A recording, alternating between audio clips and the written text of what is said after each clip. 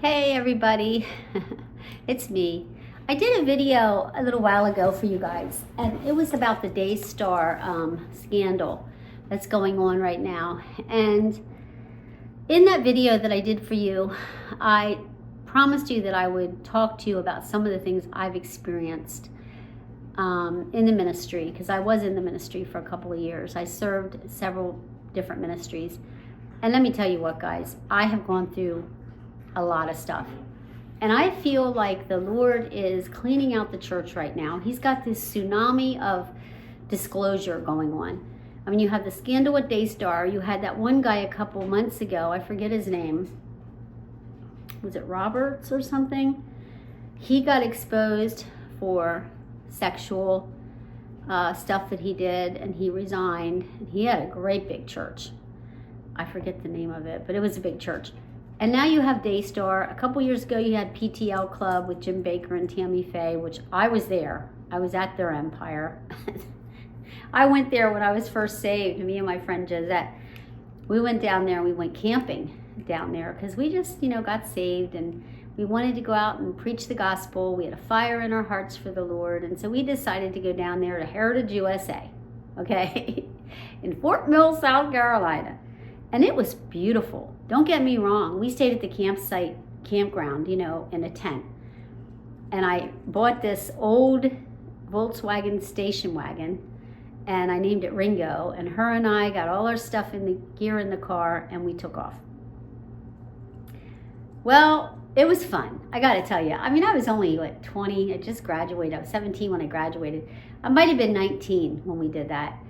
And I had accepted Christ when I was a little girl, but I just didn't understand what I did, I don't think, really.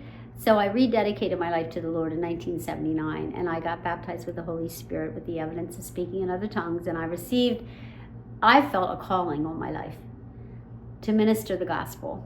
And I really had a burden for the lost. I really had a burden for people that were like the less fortunate, like people that were addicted to drugs, homeless people. I just had that kind of burden in my heart. So I decided that that's what I wanted to do with my life. So I took a sabbatical. I had a really good job on the railroad. I took a sabbatical from my job, and I had all my own money that I lived on. I didn't ask anybody for money, and I decided to take off. So we went to PTL Club. We stayed at Heritage USA. And I got to tell you guys, I mean, yeah, it was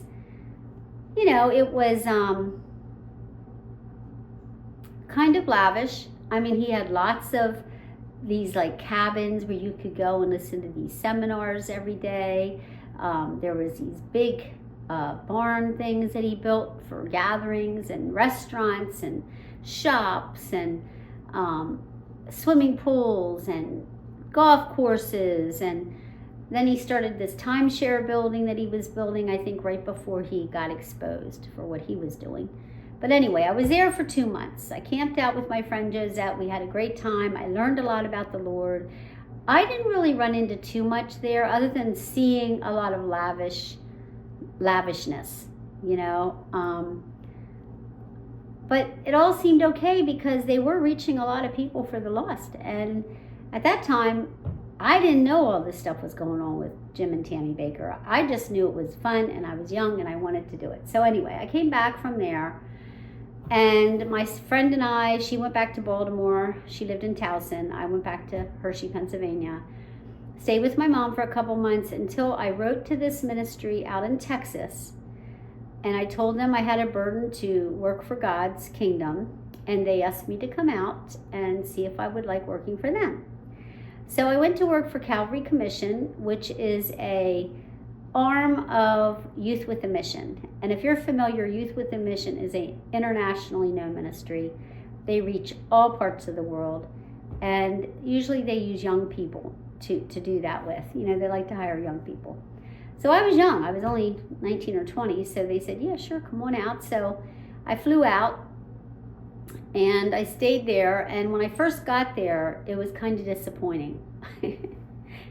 These guys definitely didn't have a problem with money, okay, because they weren't spending a lot of money. Because when I got there, they didn't have much there. I mean, they had a big building where they prepared all the meals and stuff, and people went to eat. And then they had like separate buildings where families stayed that lived in the ministry. It was like a commune kind of thing. Then I stayed there with a woman named Mother Mary. She was like, I think Joe Faust, who was the director at that time, I think it was his mother or his wife's mother. I'm not sure. But anyway, she had her own home. So they said, hey, why don't you just stay with her? I said, cool. And that was weird in itself, because there I am, 19 years old, hanging out with this old lady. It was just weird. And she had a roach problem, okay? And I don't know why, but she did. And she wasn't dirty, okay? Her house wasn't dirty, but she had roaches. I remember waking up and they'd be crawling on me while I slept. Yeah. And mornings I'd go out to have, cereal, and they'd be crawling on the table. It was gross. I don't know if they called them roaches out there, but they were roaches, okay? So then what she would do is she'd have a pitcher, and she would take that powdered milk, and she would put it in a pitcher and add water to it. And that's what we would use for our cereal. I guess it was carnations, I don't know. Oh, it was so gross. And it was lukewarm, and it was gross, and that's what I would have for breakfast. Mini wheats with this gross fake milk. And I stayed there with her for about, I don't know how many months I stayed there with her. And then we would go out and we would go to prisons, okay? We would do Hardwick, Georgia, maximum security women's prison. They would send the women evangelists over there to those kind of prisons. The men didn't go in there, just the women evangelists, which is what I was. And we would preach the gospel. And I would see thousands and thousands of people get saved. I mean, it was the most exhilarating, wonderful thing I've ever done in my life. And I got to tell you, that was the reason I was out there doing what I was doing. And I was actually fulfilling the calling that I believe God had in my life.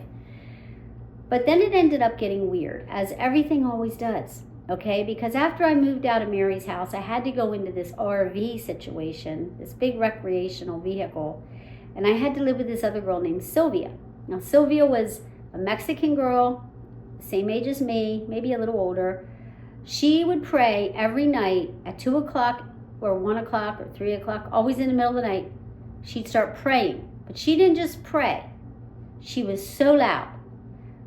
And she would pray in her prayer language, in tongues. And it was so loud, and I couldn't sleep.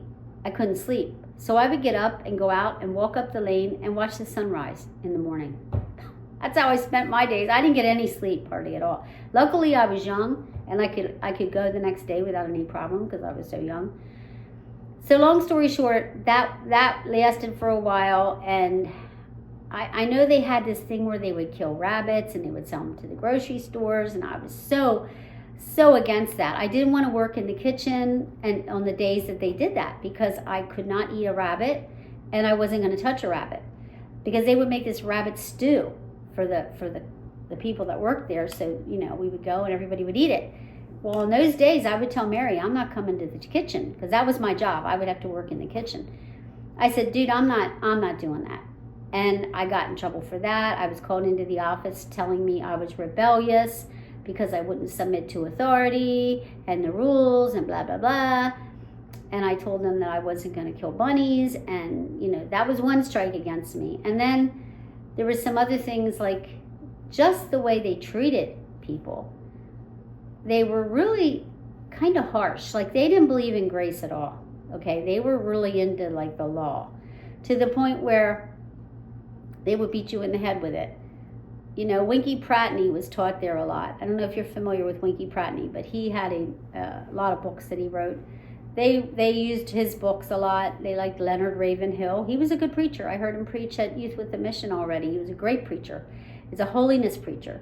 But there was no room for grace. And that started to draw me away, because I knew God was calling me more into a grace ministry, into a loving, because how can you save the lost if you don't have a message of love? If you're just beating people in the head with the Bible, with all these scriptures, which are important, but when you're first saved, you have to know God loves you. He really does. Remember, Jim Baker used to say that. I don't care what anybody says. That's a beautiful thing to say before you end your show, is God loves you. He really does. A lot of people don't know that, and that's why they're on drugs, because they don't realize that there's this entity in the universe that is all powerful, And he has a car with a bumper with a license plate on the front that has your name on it. And he has a magnet on his refrigerator that has your name on it. I mean, that's how much he loves you individually. You need to be told that before you start pushing the Bible down their throat, because all it is words. None of it matters to them. You have to have that action in your heart of love. Faith without works is dead. You know, you can preach the gospel to people, but if you're not helping them follow up, like a lot of these people that I would help get saved, I'm sure they didn't stay with Christ because they did no follow-up. They had no follow-up with these people to make sure that they were still on the pathway with Christ after you left that prison, or after you ministered. Like we used to go to the homeless and minister to the homeless. When I lived in Philadelphia, I used to do that. I used to go to the streets in Norristown and different places, and I would sit with people and invite them to church, and I did all that. That's where you got to go, man. You got to go down there and get down and dirty with these people, and none of these ministries were willing to do that. And so I left that ministry. I came home to my mom's house. I was so disappointed. I didn't think I'd ever go back into the ministry again, but of course I was still dedicated. I still wanted to do more for God. So I started hooking up with Teen Challenge, which was a drug rehab ministry. Dave Wilkerson founded it, and he had a counterpart named Cookie Rodriguez, who had just opened up a new ministry called New Life for Girls. They were located in Dover, Pennsylvania. They needed counselors. So I said, hey, I'll call them up. And so I called them up. I had an interview, and I went to work for them. I stayed at the facility full time. I would only go home once in a while to visit my mother, but I pretty much lived at the facility. I moved in there to what's called Joy Hallway. That's what they called where the missionaries slept. And the program was established mainly for women that got addicted to drugs, and they would get probated there by the courts or what have you, or some of them just had their families admit them to the program. And they would detox in one facility, and then after they were finished detoxing, we would get them. And then they would stay at New Life for Girls for a minimum of 3 months, some of them 6 months, depending on how long their probation was for. And then they would get, released into hopefully a good job or what have you. I thought, this is great. I'm going to love this. So I go to work there. I start out as a missionary. I get to know all the different people there, and it ends up that Kathy Troiano, who has a ministry there, playing guitar and singing, and she travels around different places. I ended up going with her to different events and stuff, and that was weird because while I was with her doing all that music ministry, she tries to hit on me, and here it turns out she's a lesbian, and she wants me to have an affair with her, have a fling with her. And I said, look, Kathy T, we used to call her Kathy T. I said, sister, I am your friend in the Lord. I'll always be your friend. I said, but I am not into that. I am a heterosexual female, and I have no desire to do that. So then, she moved on to other women, I guess. But I just couldn't believe she was out there ministering the gospel, and she had this whole other life that nobody knew about. Nobody knew about. I don't even know if New Life knew. I assume they did. But anyway, long story short, I end up getting promoted to Assistant Dean of Women. This woman named Grace, I forget her last name, she was the Dean of Women. I'm the Assistant Dean of Women. And I'm ministering all the time to these young girls that are just devastated, because some of them have kids. And then if they had kids, we'd put them in a ministry called New Life for Children, which was a short distance away from where the women were. But we take them by bus every weekend to see their kids or bring the kids there or what have you. But that way their kids were cared for so they could get off of drugs. And most of them did have kids. They were young and they were all with kids. So we'd have chapel on a Sunday and a Wednesday night, and I'd always end up be the last one to leave. I'd always be there ministering and praying with someone. I just was so dedicated to that, serving the Lord. I didn't care about the money. I didn't want to make any money. I didn't make any money. I lived off what I had saved. I totally did it as a service to Christ. I wanted to serve the Lord. So it ended up that I had gotten this girl named Jolene Nugent as a one-on-one. And what that means is if there's a really hard nut that can't get cracked, they would give it to someone who seemed to have more patience and stuff, which I was the one that they gave her to me, because that's how I was. And I got Jolene, okay? Now, Jolene was arrested in the streets of Chicago doing cartwheels after she had done an unbelievable amount of liquid LSD 25. She had basically fried her brains, okay? She no longer could have an intelligent conversation with you. She really messed herself up. Like, she fried brain cells when she did that. And I don't know how long she'd been doing it, but we brought her there to the program, and she was mine on one-on-one. That girl had rotten teeth all throughout her mouth from all the drugs she did. We had to take her to the dentist, get all her teeth pulled out. She wouldn't wash her mouth right, so her breath stank so bad. No one would sit beside her when we would go to eat lunch or breakfast. I was the only one who would sit with her. And I would get her outside. We were allowed to walk outside. We weren't allowed to go far, but because she was on probation. But she would walk with her little hands behind her back, holding her little hands. And I would follow her. And she would go real fast. She'd walk everywhere, and she'd talk to herself.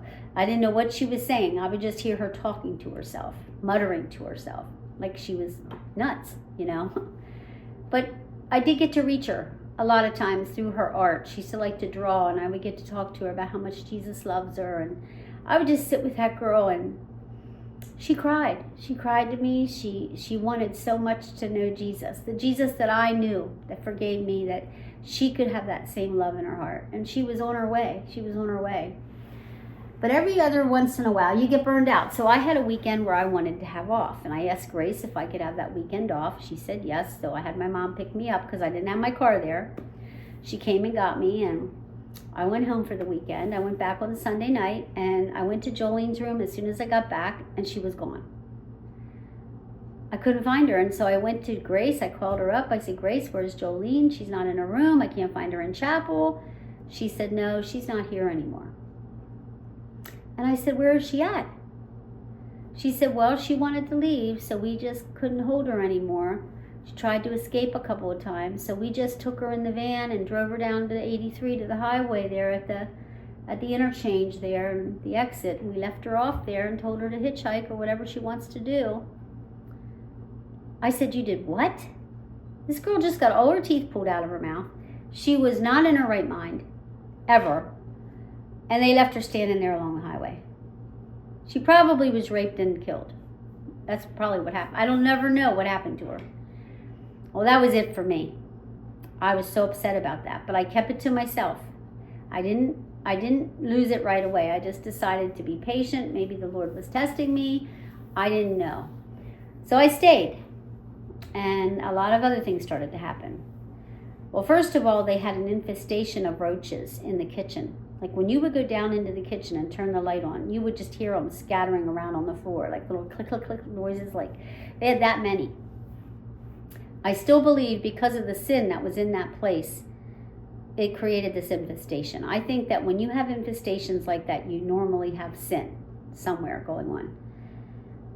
I don't know, but it was pretty gross. And the other thing was, I would get night duty sometimes, and I would have to walk, just be awake in case someone needed me in the middle of the night. So I saw the gymnasium light was on, and this building was a separate building from where the missionaries and the chapel was, and the people that were probated there, the young girls that lived there. We lived in one building, and then there was a separate building for the gymnasium and all the athletic stuff. So I saw the lights were on, and I'm like, that's strange. Oh my God, someone left the lights on. So I was just going to go turn the lights off. And I remember it was really cold out, so I put my coat on, put my boots on. It was up in Dover, so it got snow up there. I trudged over there. I opened the door just a little bit, and lo and behold, to my surprise, there was a few girls in there from the program. I'm not going to say any names. And then 2 counselors. And they were going at it. All women going at it in the gym. I shut the door and quietly left. No one knew I saw it. I never said a word to anybody. I kept believing that I had to pray for these people, that God had me there to uncover the sin and to pray and to help people to repent. I just believed that God was going to use me to help these people. So then, another night, I was working and I was called. Cookie Rodriguez had an office there, but she didn't stay there. She obviously had another home that she stayed at. Which her office was like on a third floor, like you had to go up steps to get to the office. And one day I thought that Grace told me to go up there and see Cookie. I didn't know why. I didn't know if they were giving me my exit interview. I didn't know what was happening because I was still there. And here I walked in and there was a doctor in there injecting Cookie in her arm, had a tourniquet on her and was shooting her up basically. But they didn't know I saw that either. I just shut the door quietly and I went out. But then I started to ask questions of other counselors about this, situation. I didn't tell them what I saw, but I just asked, is there any way that Cookie could be still using? Because I thought she was clean. I thought that she started this whole drug rehab to help people get clean. And now, is it possible that she's a user again? It turned out that she was experiencing these migraine headaches on a regular basis. And so she was getting injections of Tauin injections, which is like heroin. Gives you the same effect as heroin, only it's a legal drug that you can get from a doctor. And here she was getting these quite regularly, and I confronted Grace about it, and Grace said, it's none of my business, I'm overstepping my authority, and I need to submit, and I'm being rebellious. And the first thing they always say is you're being rebellious, when they don't want to tell the truth, when they want to cover up sin. I finally stayed another week, and then I decided I couldn't take it anymore, and I left that ministry. And I wrote a resignation letter, and I left properly. But I told him everything that happened and what I saw in the gymnasium and the things that I saw. And I left, and then I went home for a while longer.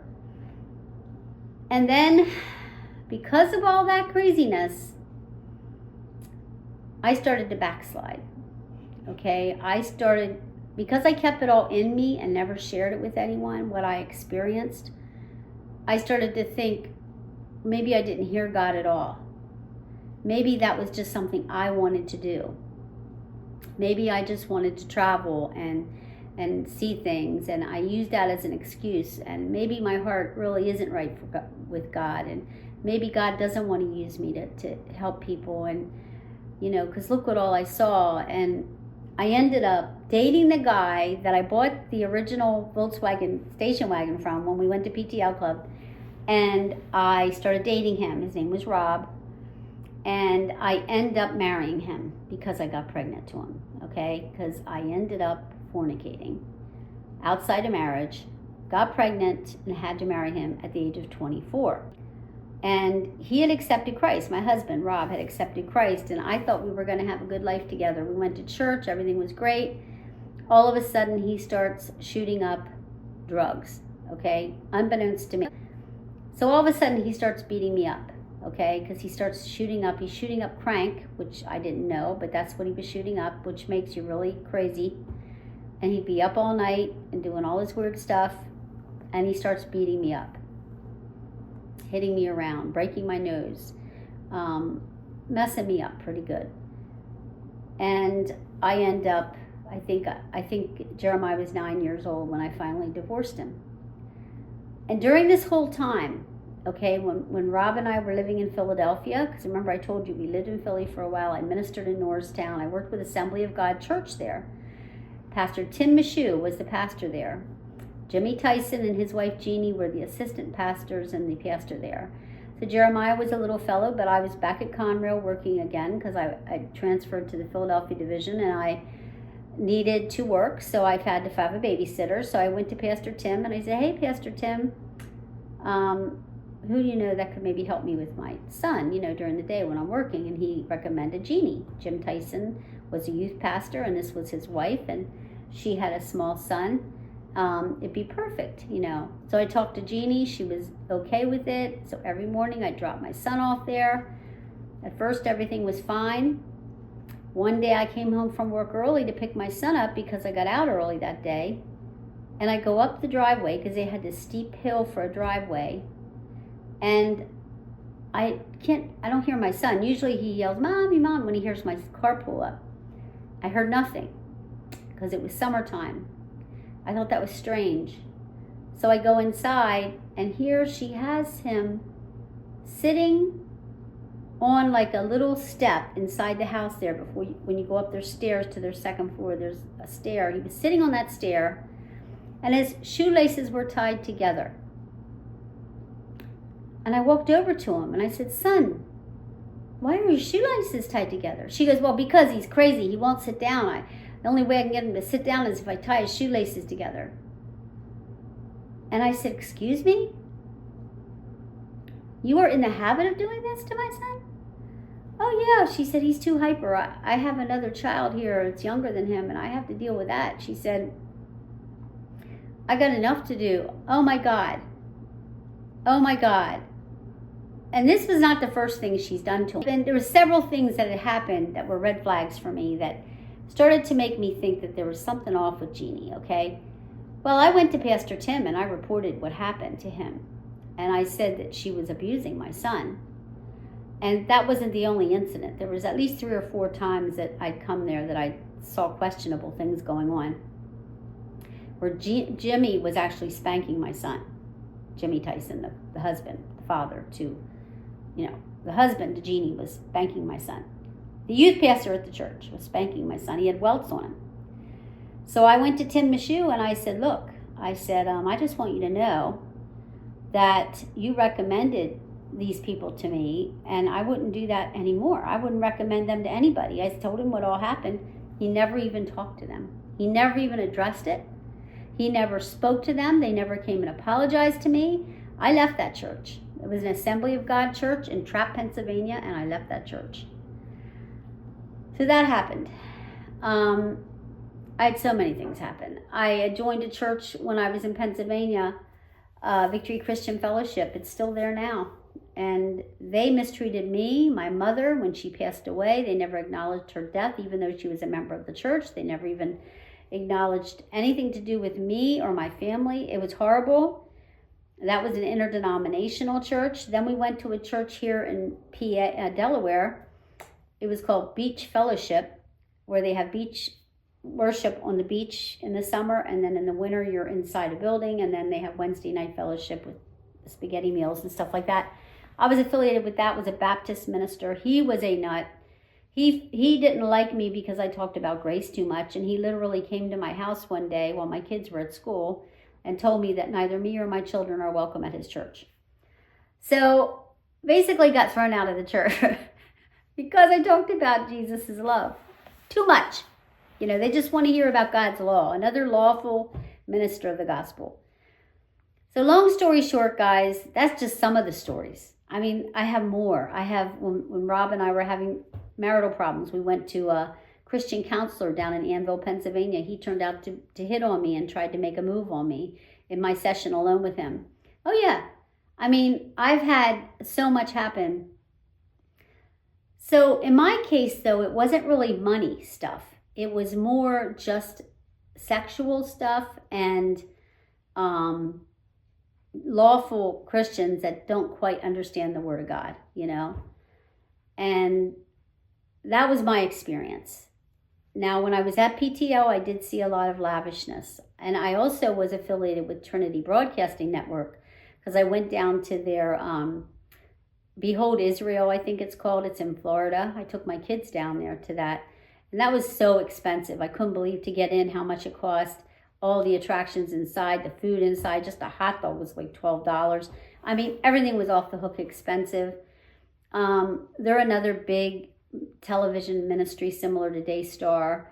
I saw so much lavishness. When I went to PTL Club, I took my mother there later. Now, this was after when Jim Bakker got out of jail. He opened a new ministry in Branson, Missouri called PTL, the Jim Bakker Show.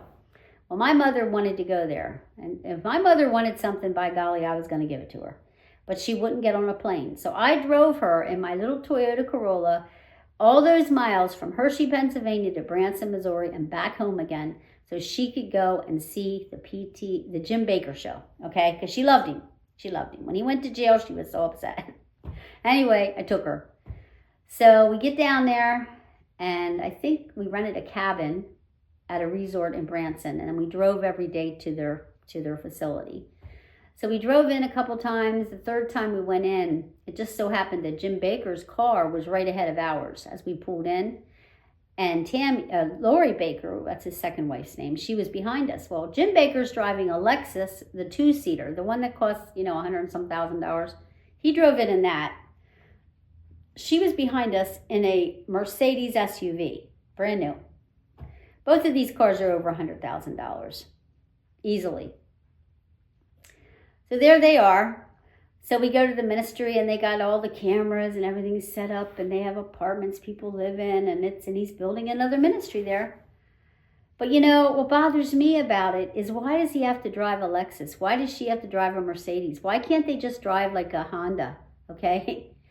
What is it with Joni Lamb that she's got to have 4 houses, she's got to have a jet, she's got to have Range Rovers in the driveway? What about the people that you're ministering to that are broke as a joke, that could really use the help? Why not send them a check? Why not take some of the monies that you're using on yourself and bless other people with it? Maybe give to the poor, maybe feed somebody. You are a ministry after all. I really believe that God is sending this tsunami of judgment to the church. And he is disclosing and unveiling and revealing all the sin and uncovering all the bad things that are going on. And mainly what's happening now is it's the money, okay? It's the money that has gotten these people totally messed up in the head. They'll do anything for money. Anything for money. Look what Joni did to her own son. She denounced her own son to save the empire of Daystar. Yeah, what does that tell you? It tells you money means more than her own family. So I know this ran a little long. I just wanted to do this video just so you could know some of my experiences, that I'm not talking from not having experience in this subject. I have been through a lot in the ministry, and I've tried to get involved in churches, and they're all just, I went to this one church. It was Dagsboro Church of God over here in Dagsboro, Delaware. And I was in the children's ministry, and I was having an altar call for these children. I just asked basic question like, does anybody here want to give their heart to Jesus today? And they raised their little hands. I got in trouble for doing that. Yeah, I was called aside after that altar call that I did and told that I could never do that again. I don't know why. I asked why, but she never really gave me an explanation. Things like that I've been through. Why are we even here if we're not going to try to save the lost? Why are we even here in the church if that's not what our purpose is, to save the lost and to really truly save them and to show them Jesus Christ loves them by giving them love back, just showing them love. Jesus saves them and wants them to take on his personality and become more like him. It just seems like they don't want to do that. So I believe that in these last days, we're going to see the shepherds are going to get knocked off their little thrones, their little ministries, and you're going to see these ministries go down. You're going to see them just go right down. You're not going to have them on the internet anymore. You're not going to have them trying to beg for money anymore. It's going to go because God's done with it.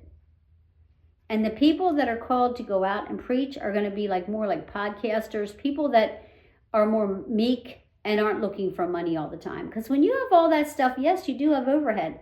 But why can't you just have a podcast?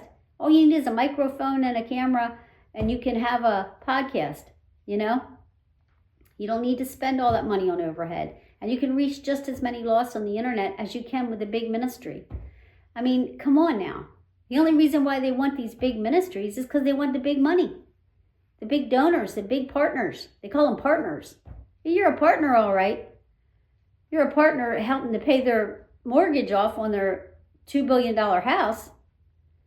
I'm sorry. I'm a Christian, and I know the Lord loves all these people, but I think it's time for people to wake up and smell the coffee here. Don't you dare send another penny to them.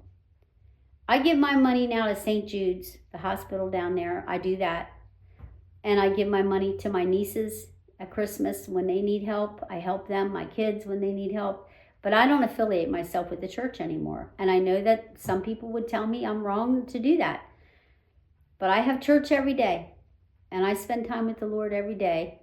And I carry my tracts with me everywhere I go. I give them out when I can. I minister when I can. I love the Lord. And I have church every day. But I will not join another church. I will not go back to another church. I won't. I just won't. I'm just going to enjoy my home and my kids, and I live for the Lord. And back in the day, they didn't have big churches to go to. My family was from Virginia. They lived on a mountain. They were lucky to have church. They might have had one little church, but half of them didn't get there like they wanted to. And so they had Jesus in their hearts, and they lived and loved God, and they just walked in his name. And I feel like we need to get back to that. We need to get back to the basics of church, the basics of God, and knowing God and loving each other, and just living for him every day of your life. And stop being misled by all these people that say they have the word for you today. You know, I see all these things on YouTube. Oh, prophecy for you today. No, they don't. They're not a prophet, okay? I'm sorry, these people, these self-made prophets that are running around here, who made them a prophet? The real test of a prophet is if anything they ever say happens, okay? Most of these people said that Trump was going to win that second presidency right after the first, and he didn't. You know, everybody got that wrong. Well, yes, he did get in office a second time, but they were saying that he was going to get in office consecutively, like he was going to get right back in again. None of that happened. I mean, a lot of things they said was going to happen never happened. Well, you know what? Jesus is the answer.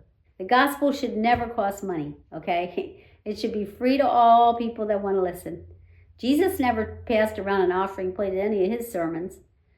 So I hope you guys tune into the next broadcast that I'm going to give you. This one was a follow-up from the last one. I hope you learned something about, you know, just staying cool, staying true to yourself.